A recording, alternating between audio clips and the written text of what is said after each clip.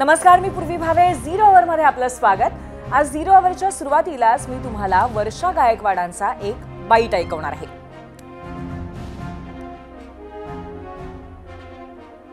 मागील काळामध्ये 2 महिन्यापूर्वी संजय राऊत साहेबांनी सांगितलं होतं की बाबा आम्ही महाविकास आघाडी नाही झालं तरी आम्ही जे आहे ते एकटे इलेक्शनमध्ये जाऊ, आम्ही स्वतःच्या जे आहे त्या याच्यामध्ये जाऊ, कारण स्थानिक स्वराज्य पातळीचं इलेक्शन आहे आणि याच्यामध्ये आम्ही एकटे जाऊ शकतो ही भूमिका त्यांनी मांडली होती. आणि सातत्याने 2 महिन्यापासून मी जसं काल पण सांगितलं की दोन्ही भावांनी एकत्र आले, त्यामुळे त्याची त्यांना आम्हाला शुभेच्छा देतो. पण या माध्यमातून जे आहे आमच्याशी चर्चा व्हायला पाहिजे होती. काँग्रेस पक्ष आपल्या सगळ्यांना माहिती आहे की सातत्याने ज्या वेळेला आम्ही अलायन्स केली त्या वेळेला आमचं कॉमन मॅनेजमेंट प्रोग्राम राहिलेला आहे. इंडिया अलायन्सची असेल किंवा महाविकास आघाडी असेल, आमचं संविधान धागातून आम्ही कॉमन मॅनेजमेंट प्रोग्राम करण्याचं काम केलेलं आहे. वर्षाताईंच्या या बाईटपासून कार्यक्रमाची सुरुवात करण्याचं कारणही तसंच आहे, कारण वर्षाताईंच्या या विधानाचा अर्थ अगदी स्पष्ट आहे. महाविकास आघाडी आता एकत्र लढणार नाही, निदान मुंबईत तरी नक्कीच नाही.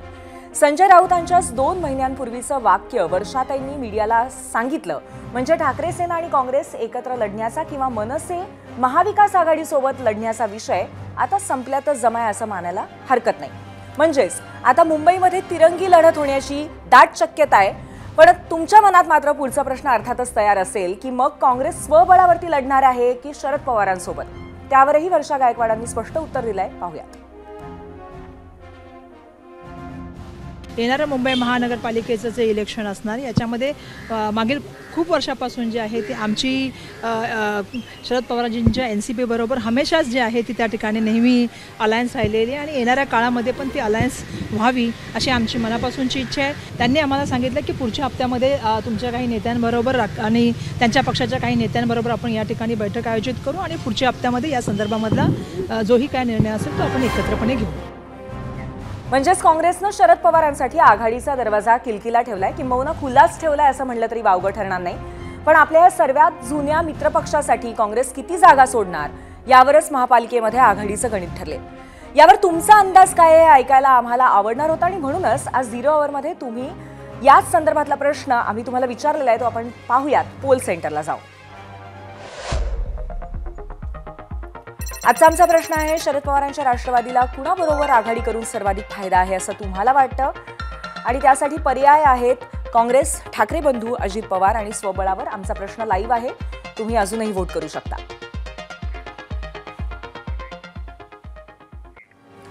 आता आज सविस्तर काय काय घडलंय ते बघूयात. बिहार निवडणुकांच्या धांदली दरम्यान मुंबईतल्या गणिताबद्दल ठोस उत्तर काँग्रेसकडनं येत नव्हतं. पण आज मात्र काँग्रेसच्या हालचालींना वेग आलेला दिसला.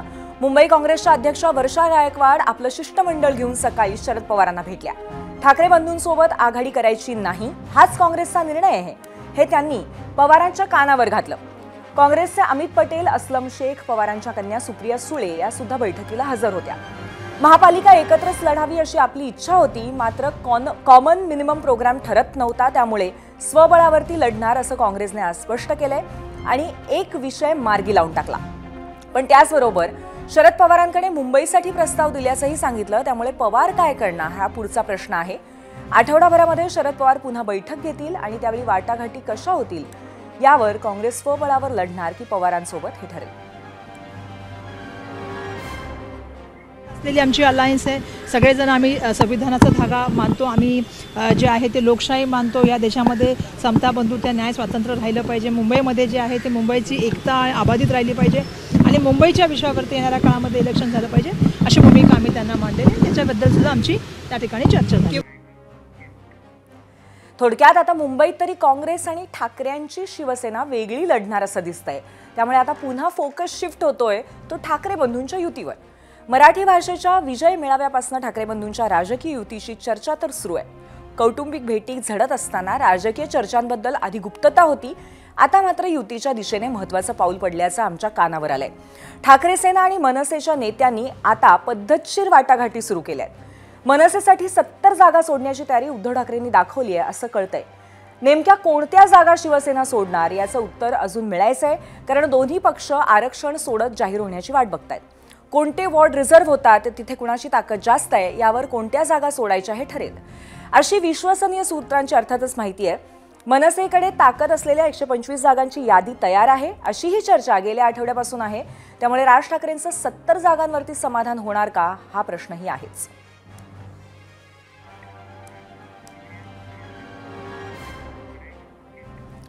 आणि याच अनुषंगाने आमच्या प्रश्नावरती आज तुमच्या काय काय प्रतिक्रिया आल्यात तेही आपण पाहूयात. जाऊयात आमच्या मीडिया सेंटरला.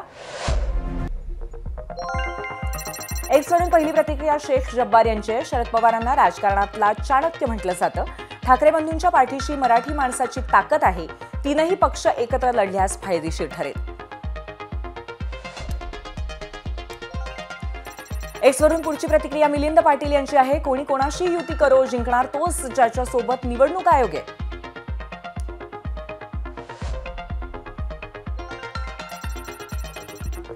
ज्यांच्या सोबत आघाडीत आहेत त्यांच्या सोबतच राहिले तरच शरद पवारांचा फायदा होईल, नाहीतर नाही. सुभाष सानप यांची युट्यूबवरनं प्रतिक्रिया. युट्यूबवरची पुढची प्रतिक्रिया अमित जाधव यांची आहे. शरद पवारांनी ठाकरे बंधूंसोबत युती करून काँग्रेसला सबुरीचा सल्ला द्यावा. भाजप विरोधात ठाकरेंना सोबत घ्यावं ही जनतेची इच्छा आहे असं ते म्हणतात.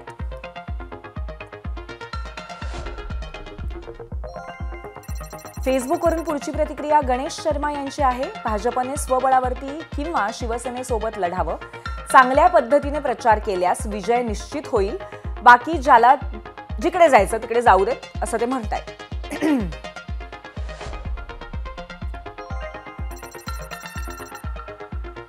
पुढची प्रतिक्रिया विनोद पुरुषोत्तम यांची फेसबुकवरनं आहे. साहेबांचा समविचारी पक्ष आता फक्त काँग्रेसच उरलाय. आता या वयात साहेबांनी स्वतःच्या विचारांची अजिबात तडजोड करू नये.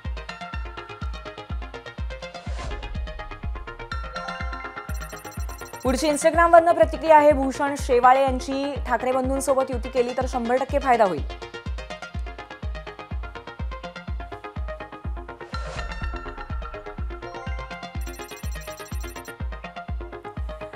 पुढची प्रतिक्रिया सुरेश मोटे यांची आहे. शरद पवारांना कोणाबरोबर आघाडी करण्याची गरज वाटत नाही. त्यांचा करिश्मा आहे असं त्यांचं मत आहे.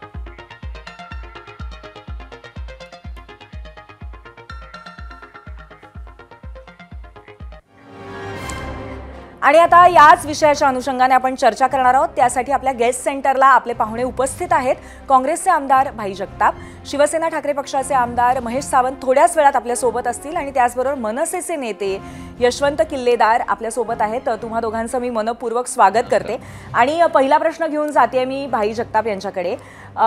भाई जगतापजी, आज प्रस्ताव घेऊन काँग्रेस शरद पवारांकडे गेली एकत्र लढण्याचा आणि त्यावरती शरद पवारांनी पुन्हा एकदा आठवडाभराने चर्चा करूया आणि त्यानंतर निर्णय घेतला जाईल असं सांगितलंय. हा आठवडाभराचा वेळ त्यांनी का घेतलाय, काय वाटतं तुम्हाला? नाही, पूर्वी असं आहे की हे आपल्याला समजणं गरजेचं आहे. अजून मुंबई महानगरपालिकेच्या निवडणुकांची तारीख निश्चित झालेली नाही. जरी आत्ता काही प्रक्रिया सुरू झालेली आहे, आत्ताच लॉटरी निघालेली आहे आणि आत्ता आपल्याला साधारण 227 वॉर्डच्या बाबतीमध्ये काय रिझर्वेशन नाही इथपर्यंतच आपल्याला कळलेलं आहे. आणि म्हणून पवारसाहेबांसारख्या अनुभवी ज्येष्ठ नेत्याने जेव्हा सांगितलेलं आहे की आपण थोडंसं थांबू, 7-8 दिवसांनी आपण त्याच्यावर परत बसू, तर ते स्वाभाविक आहे. आपल्याला हे जाणणंसुद्धा गरजेचं आहे. काँग्रेस पक्षाच्या नेत्या आणि मुंबईच्या अध्यक्षा वर्षाताई गायकवाड आणि आमचे सहकारी पवारसाहेबांना भेटले. जाहीर आहे की जेव्हा आमचं येत्या रविवारी 2-3 दिवसापूर्वी आमचं शिबिर झालं 1 दिवसाचं आणि महाराष्ट्राचे आणि मुंबईचे आमचे नेते AICचे नेते रमेश चेन्नितलाजी यांनी आमच्या ह्याच्यामध्ये सभागृहात विचारलं, सगळ्यांना विचारलं की तुम्हाला काय वाटतं, आपण काय करावं. सगळ्यांनी एक मताने सांगितलं की काँग्रेसला वेगळं लढायला पाहिजे आणि म्हणून तो निर्णय तिथे झाला आणि तो जाहीर केला त्यांनी. अर्थात हे बोलत असताना ज्या आमच्या मुंबईच्या अध्यक्षा बोलतात आहेत किंवा आम्ही सगळे बोलतो त्यात समविचारी पक्ष एकत्र यायला काही हरकत नाही. आता समविचारी म्हणाल्याच्या नंतर जाहीर आहे की यापूर्वी 1999 साली ज्या वेळेला पवार साहेबांनी वेगळी काँग्रेस निर्माण केली, राष्ट्रवादी काँग्रेस निर्माण केली, पण त्यानंतर अनेक ठिकाणी आम्ही एकत्र आलो. RPI आमच्याबरोबर कधी जोगेंद्र गवाडे गट आला, कधी गवई साहेबांचा गट आला, आठवले साहेबांचा सुरुवातीला गट आमच्याबरोबर होता. त्यामुळे डावे असतील, याचे RPIचे काही गट असतील, किंवा समाजवादी पक्ष असतील, हे समविचारी जे आहेत त्यांना घेऊन आम्ही अनेक ठिकाणी निवडणुका आम्ही लढलेल्या आहेत. बरं. त्याच पद्धतीने जर आमच्या अध्यक्षा म्हणतात आहेत वर्षाताई की आपल्याला समविचारी पक्षांना बरोबर घ्यायला काहीच हरकत नाही, हे त्यांचं मत बरोबर आहे. फक्त आपल्याला एकच मिनिटात मागची पार्श्वभूमी सांगतो. 2017ला निवडणुका झाल्या, त्याच्यानंतर आता निवडणुका झाल्या नाहीत तेव्हापासून. खरं तर नियमानुसार 2022ला होणं गरजेचं होतं, पण ते कोविडच्या आणि याच्यामुळे ते होऊ शकलं नाही. ते 4 वर्ष रखडल्या. आपण लक्षात घ्या, त्यावेळेला आम्ही सरकारमध्ये होतो. म्हणजे उद्धवजी, आम्ही स्वतः, पवार साहेब, आम्ही सगळे सरकारमध्ये होतो. आणि तरी सुद्धा काँग्रेसने त्यावेळेला सुद्धा बरोबर कोणालाही घेतलं नाही. ह्या स्थानिक स्वराज्य संस्थेच्या ज्या निवडणुका आहेत त्या कार्यकर्त्यांच्या निवडणुका आहेत. आपण लक्षात घ्या, ज्या विधानसभेच्या असतील, लोकसभेच्या असतील, ह्या नेत्यांच्या, सरकार बनवण्याच्या, याच्या सगळ्या त्या निवडणुका आहेत. परंतु स्थानिक स्वराज्य संस्थांच्या ज्या निवडणुका आहेत ह्या कार्यकर्त्यांच्या आहेत आणि त्या कार्यकर्त्याला संधी मिळावी ही भावना प्रत्येकाची असते. मी जेव्हा अध्यक्ष होतो 3 वर्ष, त्यावेळेला मी हेच सांगितलं होतं. आणि म्हणून याच्यामध्ये आपल्या समविचारी पक्षांकडे जाणं, त्यांच्याजवळ चर्चा करणं, ते बरोबर आले तर त्यांना बरोबर घेणं, ही प्रक्रिया योग्य आहे. आणि ते जर वर्षाताई करत असतील ते योग्य आहे. फक्त मी 2017चा रेफरन्स यासाठी दिला आपल्याला, आम्ही एकत्र असताना सुद्धा काँग्रेस एकमेव पक्ष आहे मुंबई महानगरपालिकेमध्ये 227 जागा लढल्या. कुठल्याही पक्षाने 227 जागा आतापर्यंत लढलेल्या नाहीत. नक्कीच भाई जगतापजी, तुमचा मुद्दा हा नक्कीच महत्वाचा आहे की कार्यकर्त्यांची ही सगळी लढाई असते, त्यांची तयारी असते, म्हणून त्यांना प्राधान्य देणं हे गरजेचं आहे. पण तुम्ही असं म्हणालात की समविचारी पक्षांसोबत युती करणं हे तुम्हाला आत्ताच चालणार आहे. विधानसभेसाठी आपण ठाकरेंसोबत, म्हणजे सरकार स्थापन करताना आपण उद्धव ठाकरेंसोबत पण एकत्र गेलेला होतात. मग आता राज ठाकरेंचं नाव येत असताना सोबत घेण्याबाबत दरवेळेला नकार का असतो काँग्रेसकडनं? नाही, असं आहे की तुम्ही तुमचा जे काय तुम्ही तुमचं हे चालवा तुम्ही. मी तुम्हाला एक गोष्ट स्पष्टपणे सांगितलं, परत एकदा सांगतो. महाविकास आघाडीमध्ये सन्माननीय राज ठाकरे नव्हते. आपल्याला हे माहिती आहे. 2019ला सरकार कशा परिस्थितीमध्ये हे झालं हे आपल्याला सगळ्यांना माहिती आहे. त्याचा इतिहास आता नको. त्याचं कारणच असं की त्या परिस्थितीनुसार ती महाविकास आघाडी झाली, ज्याच्यामध्ये उद्धवजी आमचे मुख्यमंत्री राहिले. 2.5 वर्ष आम्ही सरकारमध्ये राहिलो. तेव्हा सुद्धा राज ठाकरेजी आमच्याबरोबर नव्हते. आणि म्हणून महाविकास आघाडी लढत असताना कुठेही मान्य भाई जगतापजी, पण उद्धव ठाकरे तुमच्या सोबतच असताना त्यांना दूर करण्याचं कारण काय? नाही, आता आपल्या माहिती करता परत एकदा असं आहे, आम्ही सत्तेत होतो मी म्हणालो, उद्धव ठाकरेजी आमचे मुख्यमंत्री होतो हेही म्हणालो. आणि जे खरं आहे, उद्धव ठाकरेजी मुख्यमंत्री असताना सुद्धा नांदेड, लातूर, भिवंडी, पुणे, चंद्रपूर ह्या सगळ्या निवडणुका आम्ही वेगळे वेगळे लढलो. ते आमच्या बरोबर आमचे मुख्यमंत्री असताना सुद्धा. आणखीन एक महत्त्वाची गोष्ट, 2017मध्ये काँग्रेस पक्षाचा विरोधी पक्ष नेता हा मुंबई महानगरपालिकेमध्ये राहिला शेवटपर्यंत. त्यामुळे हे जे काही चित्र निर्माण करण्यात येतं आहे हे अतिशय चुकीचं आहे. ही वस्तुस्थिती आहे जी मी सांगितली तुम्हाला. आता त्याचा अर्थ कोणाला काय लावायचा तो लावा, मीडियाने काय अर्थ लावायचा तो लावा, पण ही वस्तुस्थिती आहे. आम्ही सत्तेत असताना, उद्धवजी आमचे मुख्यमंत्री असताना आम्ही ह्या स्थानिक स्वराज्य संस्थेमध्ये तिथल्या लोकांचा कल घेऊन वेगळे वेगळे लढलो. अनेक ठिकाणी तेही सुद्धा वेगळे लढले.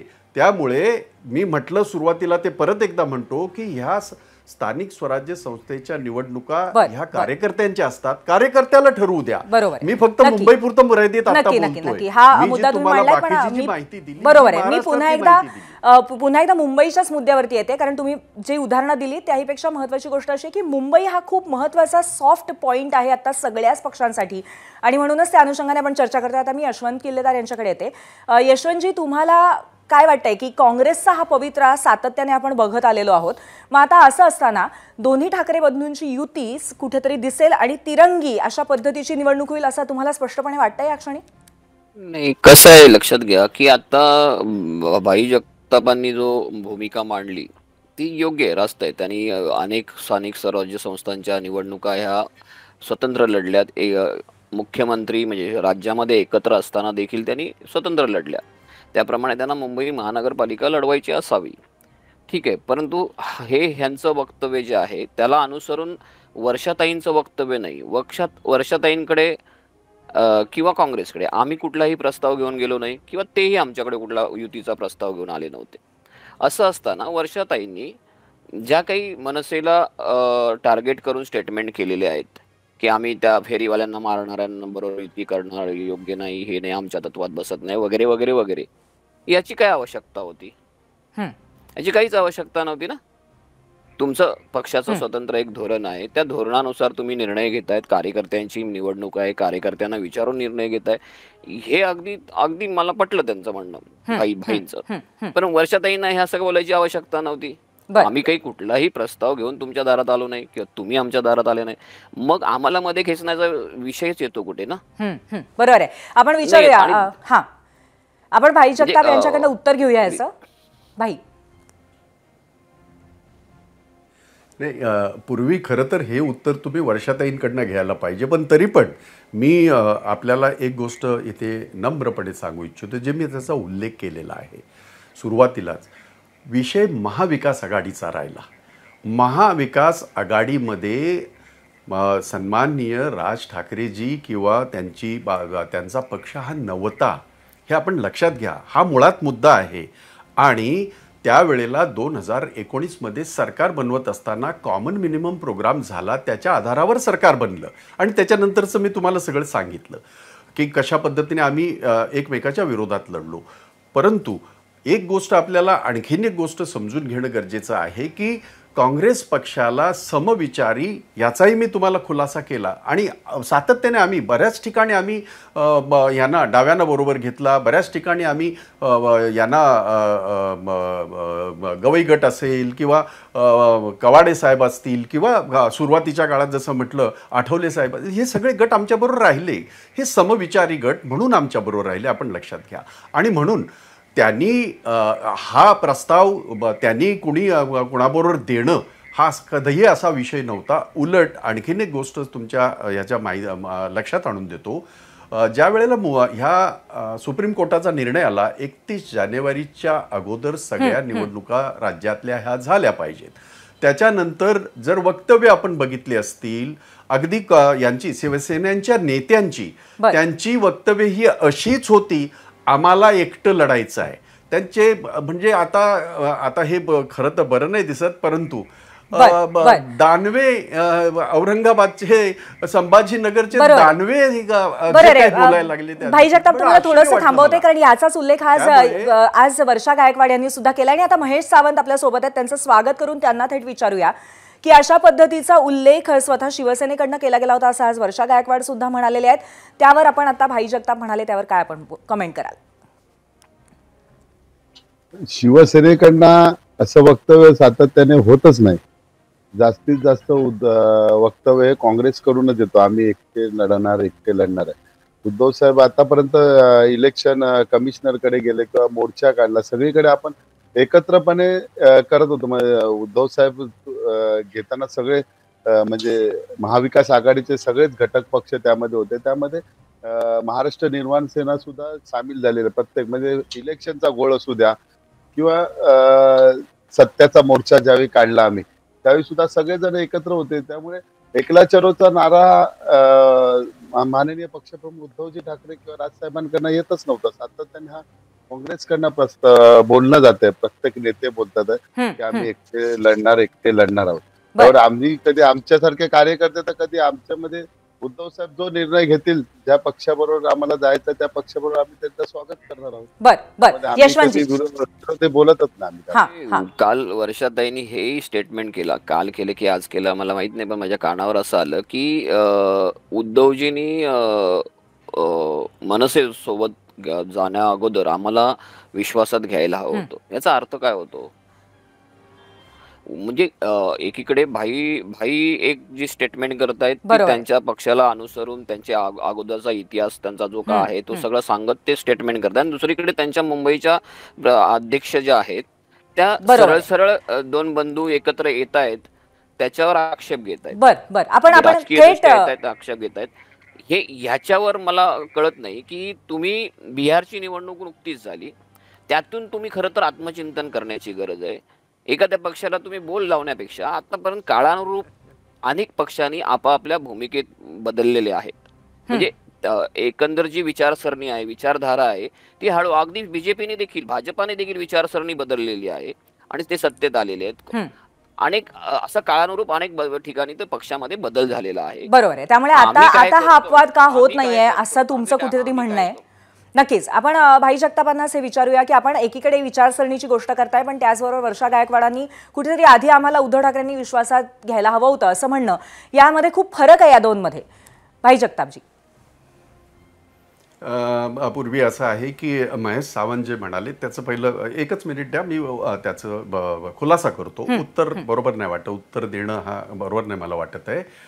महेश सावंतजी, आपल्याला आठवत असेल ज्या वेळेला सुप्रीम कोर्टाचा निर्णय आला त्याच्यानंतर सगळ्यात प्रथम आपले नेते बोलले, आता नावं नकोत कारण आपल्याला त्याच्यामध्ये जायचं नाही, पण ते बोलले.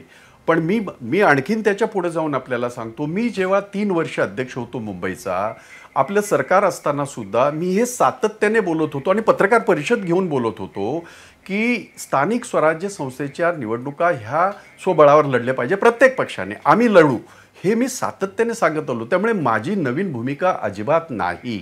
किंबहुना आमच्या जेव्हा राहुल गांधी आमचे नेते खारगे साहेब यांच्याजवळ जेव्हा बैठका झाल्या त्यावेळेला सुद्धा आम्ही सगळ्यांनी एक मुखाने, अगदी वर्षाताई आणि आता जे शिष्टमंडळ आलं होतं हे सगळे होते त्या बैठकीला, आणि आम्ही एकमुखाने सांगितलं की स्थानिक स्वराज्य संस्था आम्हाला स्वबळावर लढू द्या. या गोष्टीला 3-4 महिने झाले, म्हणजे तेव्हा सुप्रीम कोर्टाचा निर्णय पण नव्हता आला, भाई तेव्हाच याच्यामध्ये झालं. आणखीन एक आणि तुम्हाला म्हणून थोडंसं आम्ही आमची भूमिका बदलली नाही. एक मिनिट पूर्वी एकच मिनिट एक मुद्दा त्यांनी महेश सावंतांनी सांगितलं, तो महत्वाचा आहे. या देशाच्या दृष्टीने, राज्याच्या दृष्टीने आणि लोकशाहीच्या दृष्टीने ज्या मोर्चाचा त्यांनी उल्लेख केला, होय महेशजी, तुम्हाला आम्हाला सगळ्यांना त्या मुद्द्यावर एकत्र यावंच लागेल. कारण ह्या देशामध्ये आता तुम्ही ज्या मुंबईच्या निवडणुकांना सामोरं जाणार आहोत आपण सगळे, तिथे व्हीव्हीपॅट पण नाही आहे, तिथे फक्त EVM आहे आणि ते सेट होऊनच येतील. मी हा आरोप करतोय, माझ्यावर काय गुन्हे दाखल करायचे ते करू द्या ना. परंतु आता इथे आमचे मित्र याचे राजसाहेबांचे प्रतिनिधी इथे आलेले आहेत मनसेचे, ते म्हणत होते की काही लोकांनी आपल्या भूमिका बदलल्या. काँग्रेस पक्षाने भूमिका बदलल्या असं तुम्हाला नाही म्हणता येणार. फक्त एवढंच करतं जे झालं, जे मी सुरुवातीला म्हणालो, काही ठिकाणी अशा प्रकारच्या आघाड्या करून सरकार बनवली गेली कारण यांना दूर ठेवायचं होतं, कारण यांनी वाटोळं राज्याचं भाई जगतापजी हाच मुद्दा आहे की जर तुम्हाला एका विशिष्ट सत्तेला दूर ठेवायचं आहे तर त्यासाठी आता पुन्हा एकदा मुंबईतही सर्वांनी एकत्र लढणं तुम्हाला जास्त फायद्याचं नाही का वाटत? मापदंडात येईल. भाई मला एक माझा एक प्रश्न असा आहे, त्यांचं बोलणं आपण भाई जेवढ्या मेट्रोपॉलिटन सिटीज आहेत, म्हणजे अगदी कलकत्ता असो, बेंगळूर असो, कुठेही भाजपाला सत्ता मिळवता आली नाहीये, एक अहमदाबाद सोडलं तर त्यांना आता मुंबई आणि ठाणं हवंय, हे तुमच्या लक्षात येत आहे. आणि त्यासाठी जर आपण सगळ्यांनी निकराने एकत्र येऊन त्यांना जर लढलो आणि त्यांना बाजूला ठेवलं, हे मुंबईच्या हिताचं नाहीये का? मला काही कुठे तुम्हाला विनंती करायची आहे किंवा प्रस्ताव द्यायचा नाहीये, पण एक सारासार विचार केला तर आपण मुंबई आणि ठाण्यापासून ह्या लोकांना दूर ठेवणं गरजेचं आहे, आणि हेच मराठी माणसाच्या आणि मुंबईच्या हिताचं आहे. बिहारच्या निवडणुकीत काय झालं त्यातून आत्मचिंतन खरं तर करायला हवं. वर्षाताई ज्या वक्तव्य करतायत, वर्षाताईने जी वक्तव्य केली, तुम्हाला तुमची जी काही पक्षाची पॉलिसी आहे, तुमच्या पक्षाचे सर्व वरिष्ठ ठरवत असतात, त्याप्रमाणे तुम्ही निर्णय घेत असता. माझं त्याच्याबद्दल आमचं काही म्हणणं नाही, ज्याचा त्याचा तो अधिकार आहे. परंतु तुम्ही दुसऱ्या पक्षाला बोल लावून किंवा निमित्त करून आघाडीतून बाहेर पडताय, याची आवश्यकता काय? स्टेट आता जसं बोललात तसं बोलून तुम्ही बाहेर पडा की, तुम्हाला कोणी अडवलेलं आहे? बरोबर आहे यशवंतजी, तुम्हाला स्वातंत्र्य येते. भाई या जगतापजी, अगोदर याच स्थानिक मुद्द्यावरनं स्वराज्य माझा निवडणुका प्रश्न होता. एक तर महत्वाची गोष्ट अशी आहे की जरी प्रस्ताव नसेल किंवा कुठल्याही पद्धतीचा विनंतीचा मुद्दा नसेल इकडे, तरी सुद्धा कुठेतरी आता यशवंत किल्लेदार यांनी एक संवादाचा मार्ग खुला केलेला आहे इतक्या मोठ्या व्यासपीठावर तुमच्या बरोबर. आणि तोच मुद्दा आहे की तुमचा स्वतःचा इतका मोठा अनुभव आहे, मुंबईचे अध्यक्ष राहिलेले असून काँग्रेसचा, तर तुम्हाला असं वाटत नाहीये का की एका कॉमन शत्रूला एकत्र आपल्याला कुठेतरी दूर करायचं असेल, सत्तेवरनं किंवा लांब ठेवायचं असेल, तर सगळ्यांनी एकत्र येणं गरजेचं आहे? मी आपल्याला एक गोष्ट किल्लेदारजी नम्रपणे सांगू इच्छितो. आपण या सगळ्या आंदोलनामध्ये देशाची लोकशाही वाचवण्यासाठी, देशाचं संविधान वाचण्यासाठी, वोट चोरी रोखण्यासाठी, यासाठी जेव्हा आपण सगळे एकत्र आलो, आम्हीही आलो, तुमच्या खांद्याला खांदा देऊन आम्ही स्टेजवर बसलो. आणि त्यामुळे त्या गोष्टी आणि त्याची बरोबरी आपण जर स्थानिक स्वराज्य संस्थेशी करत असाल कुठल्याही, तर ती तितकीशी योग्य राहणार नाही. मी आपल्याला नम्रपणे सांगतो, आपण राजकारणी आहात, तुमचा विचार वेगळा असू शकतो, पण परंतु माझा विचार आणि मराठी माणूस हा फक्त मुंबईतच आहे, ठाण्यातच आहे असं काही समजण्याचं कारण नाही. तो अख्ख्या महाराष्ट्रामध्ये आहे. आणि 388 याच्या आहेत, नगरपालिका, महानगरपालिका, नगरपंचायत 388 आहेत माहिती करता. आणि म्हणून या प्रत्येक ठिकाणची परिस्थिती वेगळी वेगळी असू शकते. तिथल्या कार्यकर्त्यांना, तिथल्या आपल्या नेत्यांना विश्वासात घेऊन त्यांना काय हवंय तसं केलं पाहिजे, असं साधं मत आहे आणि हे योग्य मत आहे. आपल्याला कदाचित बरोबर ते ना भाई, पटणार नाही भाई किंवा अगदी बरोबर आहे बाकीच्यांना कुणाला तुमचं पटणार भाई. नाही, परंतु भाई, पक्षाचा अगदी विचार तुमचं करत बरोबर असताना आहे. आम्ही तो विचार केला, आम्ही तशी भाई अगदी चर्चा बरोबर आहे. केली आणि कार्यकर्त्यांना संधी त्याबरोबर आम्ही देण्यासाठी त्या पद्धतीने भाई, तुमचा भाई, मुद्दा अगदी कळलाय. वर्षाताई यशवंतजी, थोडक्यात तुमचं मत मांडा.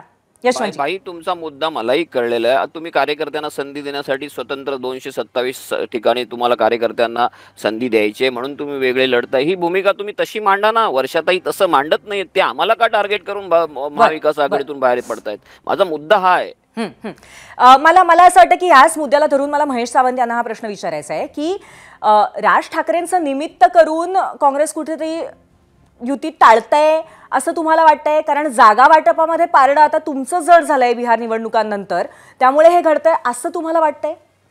नाही, असं म्हणजे वर्षाताईंना पण आमची विनंती आहे की राजसाहेबांनी ह्या महाविकास आघाडीमध्ये किंवा एकत्र लढण्यामध्ये एक शक्ती आपली मोठी होणार आहे.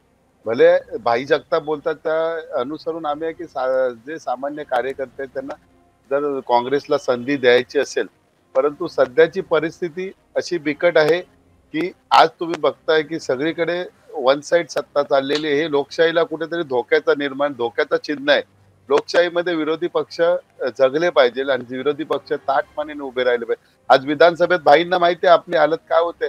एखादा प्रश्न आम्ही उपस्थित केला तरी अपोजिशनला एवढी ताकद आहे की त्याच्यावरती जरा सुद्धा उत्तर द्यायला ते टाळाटाळ करत असतात. भाई स्वतः विधान परिषदेत, आम्ही विधानसभेत आहे, तिथे संपूर्ण एक गट्टा सगळे अंगावरती यायचा प्रयत्न करत असतात, परंतु त्याला आम्ही रोखत असतो. ती शक्ती कुठेतरी त्यांना एक चाप बसला पाहिजे किंवा कुठेतरी अडवली पाहिजे. आणि मुंबई हे असे शहर आहे जिथे मुंबईमध्ये जे वातावरण होते ते पूर्ण महाराष्ट्रात होते आणि महाराष्ट्राचं वातावरण पूर्ण जगामध्ये होते. त्याची ही सुरुवात आहे. ही सुरुवात कुठेतरी चांगली झाली तर पुढच्या संपूर्ण इलेक्शन मध्ये किंवा निवडणुकीमध्ये भाजप किंवा इतर पक्ष जे आता मस्तीमध्ये वागतात आहेत त्यांची मस्ती कुठेतरी उतरेल. बर, पण महेशजी, आता इथे कुठेतरी काँग्रेस सातत्याने आपली भूमिका स्पष्ट करताय आणि हे सुद्धा दिसतंय की कुठेतरी उद्धव ठाकरेंनी आधी आम्हाला विश्वासात घ्यायला हवं होतं किंवा मनसे सोबत त्यांची जायची इच्छा नाही, हे स्पष्ट होत असताना आता मनसे आणि तुमची युती, त्याचं प्रोग्रेशन कशा पद्धतीने होतंय त्याबद्दल तुम्हाला पूर्ण विश्वास आहे का, खास करून मुंबई महापालिकेच्या निवडणुकीच्या दृष्टीने? मुंबई महापालिकेच्या दृष्टीने आमचे सर्व कार्यकर्ते म्हणजे मनसेचे असू दे किंवा शिवसेनेचे, ही मनसेना आणि शिवसेना शेवटी एकच होते आणि आज ते एवढ्या आनंदाचं वातावरण आहे की सगळीकडे त्याचं स्वागत होतं. म्हणजे तुमची वाटाघाटी आणि तयारी पूर्ण झालेली आहे आणि तुम्ही वाटाघाटीमध्ये आम्ही परत आम्ही कार्यकर्त्यांची मनं जुळली आहेत आता सगळ्या मनसेना आणि शिवसेनेची. बरं, पण राजकीय रित्या कधी एकदा युती एकत्र, म्हणजे दोन पक्ष एकत्र येणार, युती होणार, आमच्यामध्ये कसं बघा, यशवंत किल्लेदार सुद्धा आम्ही किंवा मी सुद्धा आम्ही आमच्या नेत्याचे आदेश पाळतो नेहमी. मग त्यांनी जो डिसिजन देतो आम्ही नेहमी त्याचा स्वागत करत असतो आणि आमचे जे नेते मंडळी आहे तो डिसिजन देणार ते योग्य प्रकारेच देणार याची खात्री आम्हाला आहे. बर, यशवंतजी, असं आम्हाला कळलेलं आहे की 70 जागांचा प्रस्ताव शिवसेनेने मनसेला दिलेला आहे, तर याबद्दल तुम्ही आणखीन काय सांगू शकाल? हे असा कोणताही प्रस्ताव असा दिलेला नाहीये. आता ह्या मूळ वाटाघाटीच्या असतात, जागा वाटप किंवा काय, हे दोन बंधू जेव्हा ह्या युतीबाबत जाहीर वक्तव्य करतील तेव्हा तर त्या वाटाघाटी त्याच्या अगोदरही होतील, असं नाही. परंतु ते नेते मंडळी अजून सुरुवात त्या प्रोसेसला झालीच नाहीये. तर मीडियाला कोणी सांगितलं 70 जागांचा प्रस्ताव दिला आणि हे काही साफ चुकीचं आहे. ही प्रोसेस येत्या 2-3 दिवसात चालू होईल आणि त्याच्यानंतर दोन बंधू मिळून त्याच्यावर निर्णय घेतील. आणि तो जो काही निर्णय असेल ना, जो काही असेल तो असेल, त्याच्यामध्ये आम्ही कार्यकर्ता म्हणून आम्ही कधी पडत नाही. तो जो काही वरून निर्णय येईल तो आम्हाला शिरसावंद असतो आणि तो घेऊन आम्ही पुढे चालत असतो. आणि जसं महेशजीने आता सांगितलं की दोन्ही संघटनेचे जे कार्यकर्ते आहेत, शिवसैनिक आहेत, महाराष्ट्र सैनिक, यांच्यामध्ये प्रचंड आनंदाचं आणि एकोप्याचं वातावरण तयार झालं, हे नक्की. बरं, मला एक प्रश्न जाता जाता तिघांनाही विचारायचा आहे. पहिला प्रश्न त्याच्यातला अर्थातच यशवंत किल्लेदार आणि त्याचबरोबर महेश सावंत यांना आहे की तुम्ही कुठेतरी अजूनही प्रचंड सकारात्मक दिसताय काँग्रेसला सोबत घेण्याबद्दल आणि महाविकास आघाडी सोबत जाण्याबद्दल. त्यामुळे तुमच्याकडनं अजूनही तो पर्याय खुला आहे का? आणि तो परतीचा मार्ग भाई जगतापजी आज अजूनही ठाकरेंसाठी उघडा आहे का? काय सांगाल?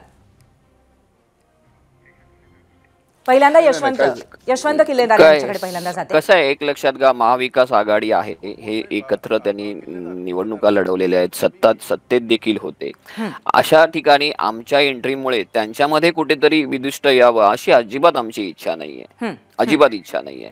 त्यामुळे ते जर सोबत आले तर आनंदच आहे, स्वागतार्ह आहे. महेशजी, उद्धव साहेबांचं हेच म्हणणं आहे की सगळ्यांनी एकत्र लढून भाजप सारख्या मोठ्या पक्षाला कुठेतरी थांबवावं. त्यासाठी उद्धव साहेब नेहमी अग्रेसर असतात आणि उद्धव साहेब नेहमी म्हणजे काँग्रेसचा सुद्धा स्वागत करतात आणि राष्ट्रवादी किंवा इतर डाव्या पक्षांचा. तुम्ही बघता सगळ्यांची बैठका उद्धव साहेब घेत असतात की जेणेकरून एक शक्ती निर्माण व्हावी, हेच त्यांचा उद्देश. म्हणजे भाई जगतापजी, एकंदरीत स्वागतार्ह असणारे काँग्रेसची साथ, काँग्रेसचं काय उत्तर असेल? अजूनही वाट मोकळी आहे का परतीची? पूर्वी असं आहे, किल्लेदारजी आणखीन महेशजींचं मी अगदी मनापासून त्यांचं मी आदर करतो. काँग्रेस पक्षाला 140 वर्षे झाले आणि काँग्रेस पक्षाचा हा निर्णय आमच्या नेत्यांनी घेतलेला आहे, नेत्यांनी तो जाहीर केलेला आहे, हे आपण लक्षात घ्या. नंबर 2, महेशजी आपण बोलताय आणि किल्लेदार आपण बोलताय, आपण सगळे ती लढाई पहिले लढूया. अहो, ही एकटी सगळी लढाई लढून त्या ईव्हीएम त्याच राहणार आहेत. आजपासून सुरुवात झाली, माहिती पडलं की नाही तुम्हाला? आज त्या हैदराबादवरनं ईव्हीएम आल्या, लक्ष ठेवा त्याच्यावर. आणि आपली खरी लढाई, खरा प्रश्न आपल्या सगळ्यांचा, देशाचा, राज्याचा, सगळ्या शहरांचा एकच आहे, तो म्हणजे या राक्षसी प्रवृत्ती असलेल्या भाजपला जर आपल्याला हरवायचं असेल तर ईव्हीएम सुधारावी लागेल. आपल्याला आपला वोटचा अधिकार जो आहे, मताचा अधिकार, तो मिळवावा लागेल. आपल्याला वोट चोरी थांबवावी लागेल. आणि तो जो आपला हे आहे, तो जो आपला मुद्दा आहे सगळ्यांचा, त्याच्या बरोबर आम्ही तुमच्या खांद्याला खांदा देऊन आम्ही आहोतच आहोत. भाई जगतापजी, त्यामुळे एकंदरीतच तुमचा शत्रू कोण आहे आणि त्यांच्या विरोधामध्ये आपण सातत्याने लढलेला आहात हे स्पष्ट आहे. परंतु आता महापालिकेच्या बाबतीमध्ये मात्र सरळ समोरनं कुठेतरी इच्छा व्यक्त होत असताना तुमच्याकडनं अजूनही काही उत्तर नाही आणि कुठल्याही पद्धतीचा प्रतिसाद नाही, हेही स्पष्टपणे दिसतंय. धन्यवाद, आज तिघही तुम्ही इथे आलात आणि चर्चा केली त्याबद्दल. आणि यानंतर आजच्या प्रश्नावरती महाराष्ट्राने काय कौल दिलाय आपण पाहूयात. जाऊयात पोल सेंटरला. आजचा आमचा प्रश्न होता, शरद पवारांच्या राष्ट्रवादीला कुणाबरोबर आघाडी करून मुंबईत सर्वाधिक फायदा आहे असं वाटतं? 63,000 मतं आलेली आहेत आणि पहिल्या क्रमांकाचा पर्याय ह्याच्यात ठरलेला आहे. ठाकरे बंधू 48% त्याला मत दिलेलं आहे. त्यानंतर 13% काँग्रेस बरोबर जाणं फायद्याचं ठरेल असं वाटतंय. अजित पवारांबरोबर फायद्याचं ठरेल असं 26% लोक म्हणतात आणि स्वबळावरती राष्ट्रवादीने लढवणं चांगलं असेल असं 13% लोकांचं मत आहे. परंतु जनतेचा कौल ठाकरे बंधूंसोबत राष्ट्रवादीने युती करावी असा आहे.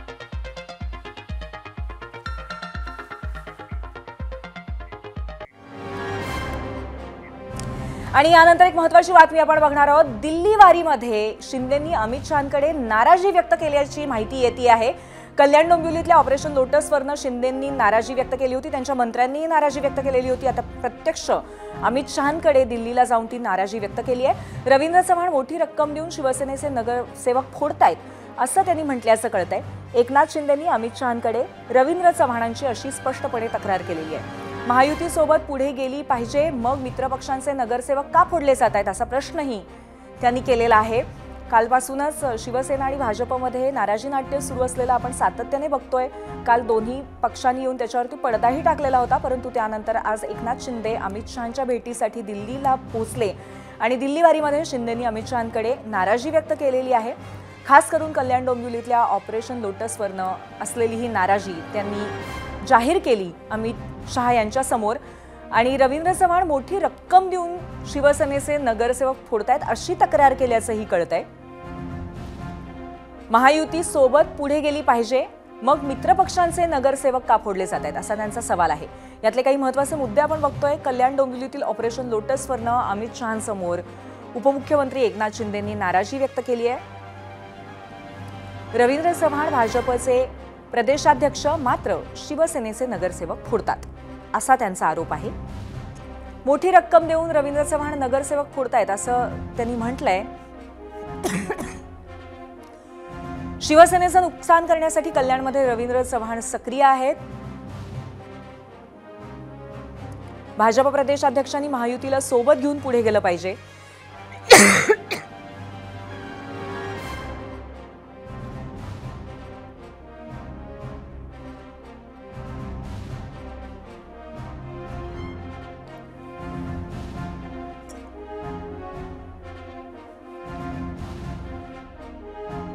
सोमेश गोलगे आपल्याला या संदर्भात अधिक माहिती देतील. सोमेश, जी माहिती मिळते त्यानुसार एकनाथ शिंदेंनी केंद्रीय गृहमंत्री अमित शहा यांची भेट घेतली आणि विशेषतः कल्याण मधील नगरसेवक जे फोडले जात आहेत, रवींद्र चव्हाणांनी बरेचसे शिवसेनेचे नगरसेवक हे भाजपच्या गळाला लावलेत आणि त्याविषयीची तक्रार दिली गेली असं म्हणतात. आणि त्यामध्ये सुद्धा काही कोटींच्या रकमा देऊन रवींद्र चव्हाणांनी नगरसेवक फोडले असाही आरोप करण्यात आलेला आहे. आणि जर रवींद्र चव्हाण हे भारतीय जनता पक्षाचे प्रदेशाध्यक्ष आहेत तर मग ते महायुतीच्या एका घटक पक्षाचेच नगरसेवक का फोडतात असाही सवाल उपस्थित करण्यात आलेला आहे. त्यांनी महायुतीतील सगळ्या पक्षांना सोबत घेऊन पुढे गेलं पाहिजे असंही म्हटलं जाते. आणि यामध्ये कल्याण लोकसभा जी आहे, श्रीकांत शिंदेचा मतदारसंघ आहे, तो भविष्यात भाजपला क्लेम करायचा आहे का आणि त्या दृष्टीने असे प्रयत्न सुरू आहेत का असाही एक सूर या सगळ्या चर्चेतून होता. त्यामुळे रवींद्र चव्हाणांनी अशा प्रकारे शिवसेनेचेच नगरसेवक भाजपकडे नेणं हे योग्य नाहीये अशा संदर्भात तक्रार झाली आहे. विशेषतः भाजपच्या प्रदेशाध्यक्षांची अमित शहांकडे तक्रार करण्यात आली आहे एकनाथ शिंदेकडून, हे आपल्याला कळतंय. आणि त्यानुसार रवींद्र चव्हाणांना समज देण्यात यावी अशा स्वरूपाची विनंती करण्यात आल्याचं कळतंय. आणि 4 दिवसांपूर्वी एकनाथ शिंदे हे दिल्लीमध्ये आलेले होते आणि त्यानंतर आता पुन्हा आज अमित शहा यांची भेट घेतली आणि त्यावेळी त्यांनी रवींद्र चव्हाणांकडून सुरू असलेल्या फोडाफोडीच्या राजकारणाची तक्रार केल्याचंही कळते. बरोबर आहे. सोमेश, एकंदरीत परिस्थिती बघता काल खरं तर सगळ्या नाराजी नाट्यावरती इथे महाराष्ट्रात तरी पडदा पडलाय असं दिसत होतं, परंतु त्यानंतर एकनाथ शिंदेंनी दिल्ली गाठून अमित शहांकडे अशा पद्धतीची तक्रार करणं म्हणजे कुठेतरी विश्वासालाच पूर्णपणे सुरुंग लागलाय महायुतीमध्ये असं म्हणायचं का? हो, कुठेतरी महायुतीतला विश्वास हा एक महत्वाचा फॅक्टर राहिलाय. कारण आत्ताच्या नगरसेवकांच्या निवडणुका किंवा स्थानिक स्वराज्य संस्थांच्या निवडणुका हा एकमेव मुद्दा राहिला.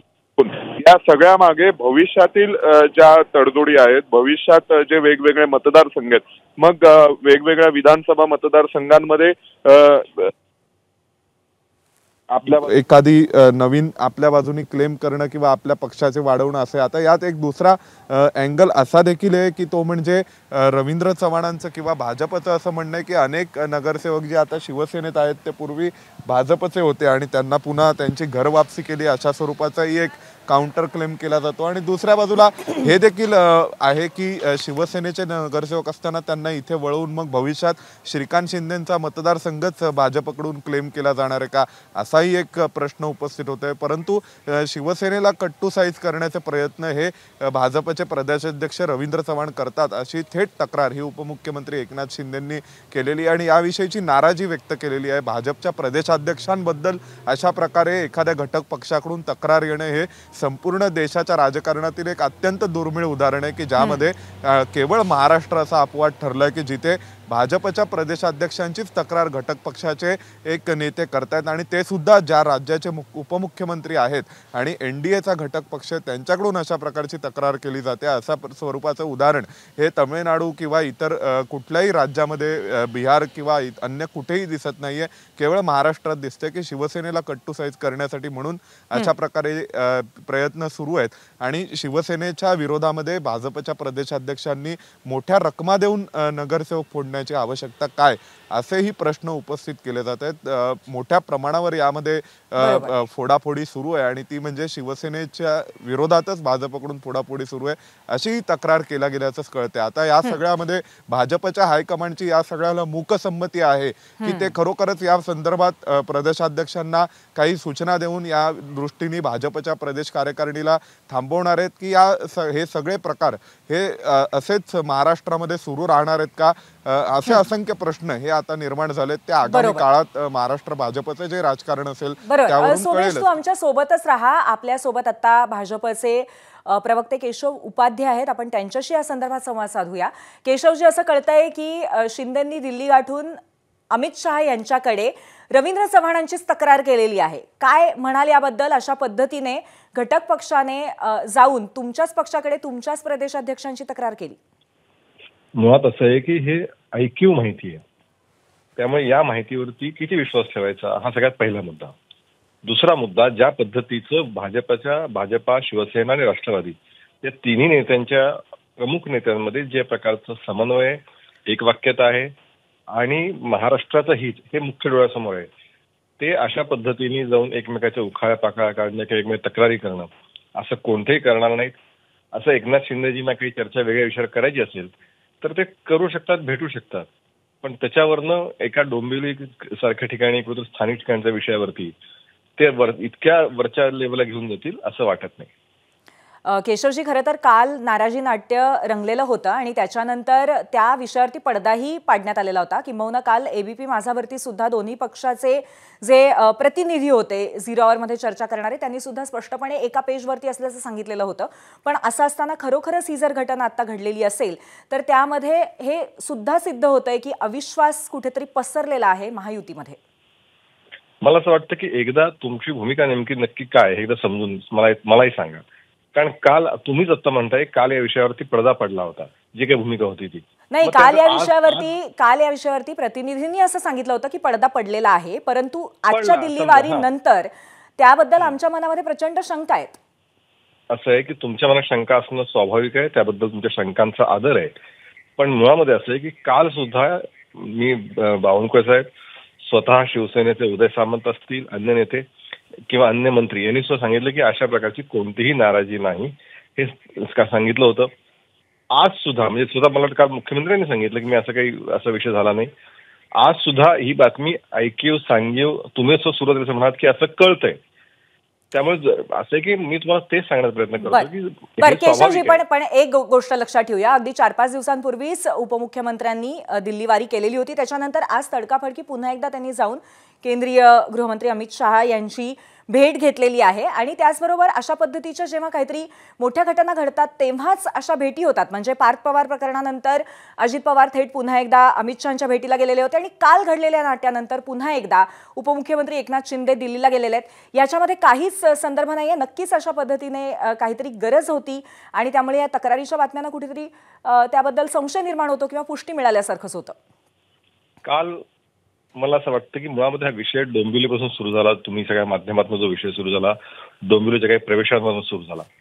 असं आहे की या राज्यामध्ये प्रत्येकाला आपला पक्ष मोठा झाला पाहिजे असं प्रत्येक कार्यकर्त्या आणि नेत्याला वाटणं, मग तो भारतीय जनता पार्टीचे अध्यक्ष असतील किंवा शिवसेनेचे असतील किंवा अन्य पक्ष असतील, असं वाटणं काहीच गैर नाही. त्यातनं जर पक्षामध्ये लोक येत असतील ती घेतली जाणं यातही काही आक्षेपार्ह असण्याचं कारण नाही. पण तो डोंबिवलीचा एक मला असं वाटतं की यावरती आपण बोलूच. केशवजी क्षणभर थांबूया. आपल्यासोबत आता शिवसेना उद्धव बाळासाहेब ठाकरे पक्षाच्या प्रवक्त्या सुषमा अंधारे आहेत. सुषमाताई, आज स्वतः उपमुख्यमंत्री एकनाथ शिंदे थेट दिल्लीला गेले आणि त्यांनी अमित शहांकडे तक्रार केलेली आहे रवींद्र चव्हाणांची, असं कळतंय. आपली प्रतिक्रिया. मुळात एकनाथ शिंदे यांचं भाजप सोबत येणं आणि सरकार स्थापन करणं या सगळ्या गोष्टींचे शिल्पकार अमित शहा आहेत आणि या सगळ्या प्रक्रियेमध्ये त्यांचा एकमेव तारणहार, त्यांचा मसीहा कोण असेल तर ते अमित शहा आहेत. त्यामुळे अमित शहा यांच्याशिवाय आपलं म्हणणं कोणी ऐकूच शकत नाही याची त्यांना कल्पना आहे आणि त्यांना ह्याची कल्पना आहे की अमित शहा आणि देवेंद्र फडणवीस यांच्यामध्ये काय कोल्ड वॉर चालू आहे तो. त्यामुळे त्या कोल्ड वॉर मध्ये अमित शहा निश्चितपणे आपली मदत करू शकतात असं त्यांना वाटतंय. ऍट द सेम टाइम इकडे रवींद्र चव्हाण उदय सामंतांना भेटतात किंवा उदय सामंत स्वतः जाऊन रवींद्र चव्हाणांची भेट घेतात. हे जर सगळं बघितलं तर कदाचित उदय सामंत हे माझ्याकडे एवढा आमदारांचा गट आहे आणि मी मर्ज व्हायला तयार आहे, पण आम्हाला किमान सोडा, आम्हाला या त्रासात नको, असं सुद्धा उदय सामंत म्हणू शकतात. राहिला प्रश्न, आता केशवजी म्हणतायत की नाही याला काही वेगळी किनार नाहीये. याला जर वेगळी किनार नसेल तर मग ऐन निवडणुकीच्या काळात जिथे नगर परिषदेची धामधूम चालू आहे, लोकांचे कुणाचे उमेदवार कुणाच्या स्क्रुटनी चालू आहेत, फॉर्म मागे घेणं किंवा अनेक गोष्टी आहेत, असं सगळं चालू असताना अशी कोणती आफत आली की अचानक एकनाथ शिंदेंना दिल्लीमध्ये जाऊन अमित शहा यांची भेट घ्यावी लागली. कारण जेव्हा जेव्हा ते चिडतात, रागावतात, तेव्हा एकतर ते अमित शहांकडे जातात किंवा ते आपल्या दरेगावी निघून जातात. बर नक्कीच या बातमीकडे आपण लक्ष ठेवून असणार आहोत आणि त्याचे अपडेट्स घेतच राहू. तुर्तास सुषमाताई धन्यवाद, केशवजी धन्यवाद आणि त्याचबरोबर सोमेश तुझेही खूप खूप धन्यवाद. यावरच 0 आवरमध्ये आज आपण इथेच थांबतोय. उद्या पुन्हा एकदा एका नव्या विषयासह चर्चेला भेटूया. पाहत रहा एबीपी माझा.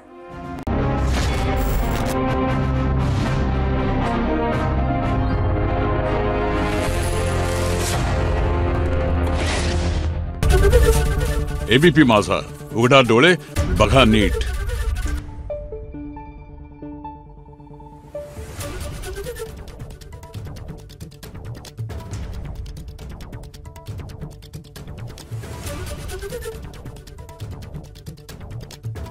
Thank you.